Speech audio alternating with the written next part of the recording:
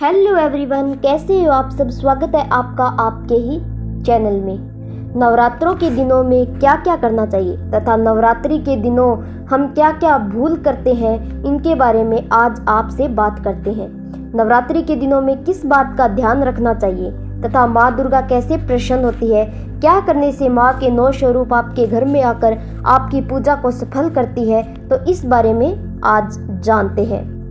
जानने से पहले वीडियो को पूरा ज़रूर देखना, क्योंकि लास्ट में मैं आपको एक ऐसा उपाय बताऊंगी जिससे अगर आपके ऊपर कर्जा हो, लक्ष्मी आपके घर नहीं आ रही हो और अगर किसी ने आपके पैसे ले लिए और वो वापस नहीं दे रहा हो, तो ये उपाय करने से जो भी आपके पैसे लेके गए वो नवरात्रि के दिनों में ही आपके पैसे आ जाएंगे।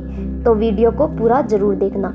तो इस बारे में आज जानते हैं। माता रानी को प्रसन्न करने के लिए कई तरीके बताऊंगी तथा माता रानी किस भूल के कारण क्रोध करती है, इस बारे में भी जानते हैं। माँ दुर्गा के 9 स्वरूप होते हैं, तो जानते हैं पहला नवरात्रि किस माता का है तथा ऐसे 9 रूपों के बारे में जानते हैं। पहला, माँ शैलपुत्री की पूजा की जाती है। पहले नवरात्रि में माँ शैलपुत्री की पूजा की जाती है। दूसरा, माँ ब्रह्मचारिणी की पूजा की जाती है। तीसरा, माँ चंद्रघटा की पूजा की जाती है। चौथा, माँ कुष्मांडा की पूजा की जाती है। पांचवा, माँ स्कंद माता की पूजा की जाती है। छठा, माँ कात्यायनी की पूजा की जाती है। सातवां, माँ कालरात्रि की पूजा की जाती है। आठवां, माँ महागौरी की पूजा की जाती है। नौवां, माँ सिद्धिदात्री की पूजा की जाती है।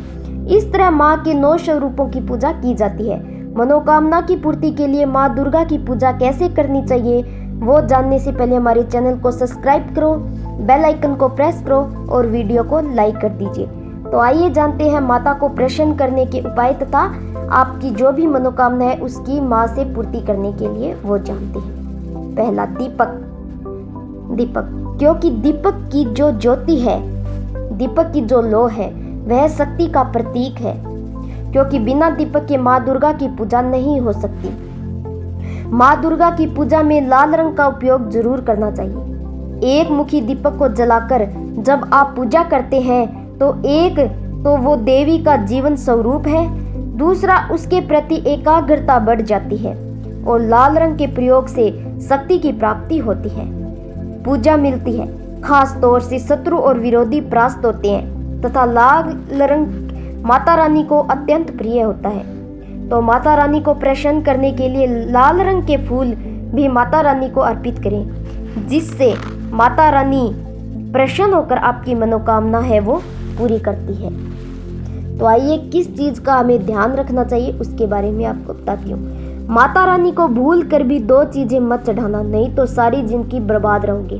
दोस्तों, लौंग का हम हर घर पूजा में इस्तेमाल करते हैं, लेकिन लौंग को अर्पित करते वक्त हम बहुत बड़ी गलती कर देते हैं। तो आइए जानते हैं।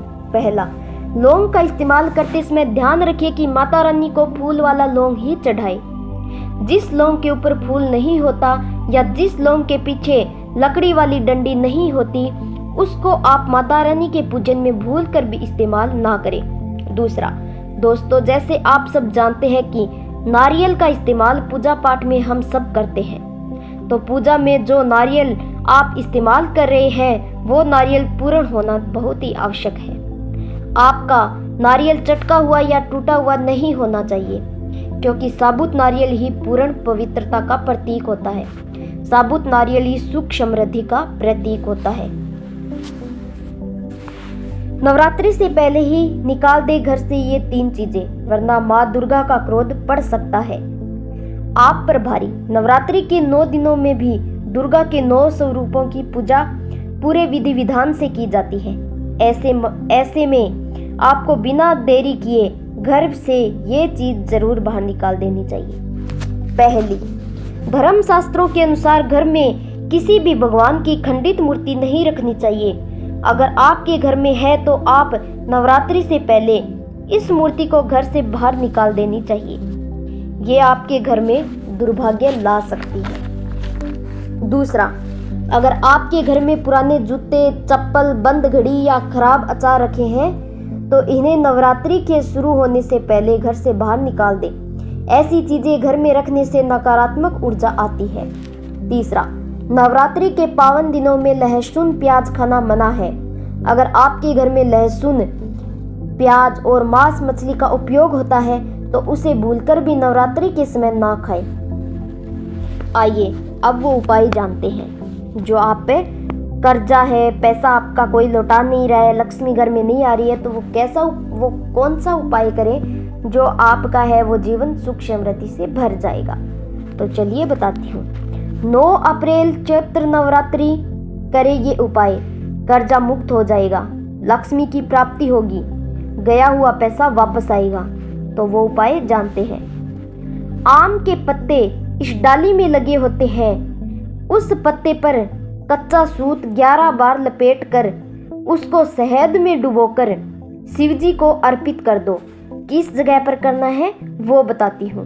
जो अशोक सुंदरी वाली जगह होती है, शिवलिंग के बीच में जो अशोक सुंदरी का स्थान होता है, वहां पर जो आपने शहद से भिगोकर रखा है, उस शहद का मुख शंकर जी की ओर करके इन्हीं नवरात्रि में शंकर भगवान के उस अशोक सुंदरी वाले स्थान पर शहद का भाग शिव जी की ओर करके रख दे। ऐसा करने से घर में संपदा की कमी हो, कोई पैसा ले गया हो और वापस नहीं दे रहा है, पैसा अटक गया हो, तो शहद को शिवलिंग की ओर करके उस आम के पल्लव की डंडी है वो 11 डंडी वहाँ रख दे और अपनी कामना करके आ जाइए। बाबा चाहेंगे भोलेनाथ तो नवरात्रि में ही आपके पैसे हैं वो आ जाएंगे। धन्यवाद।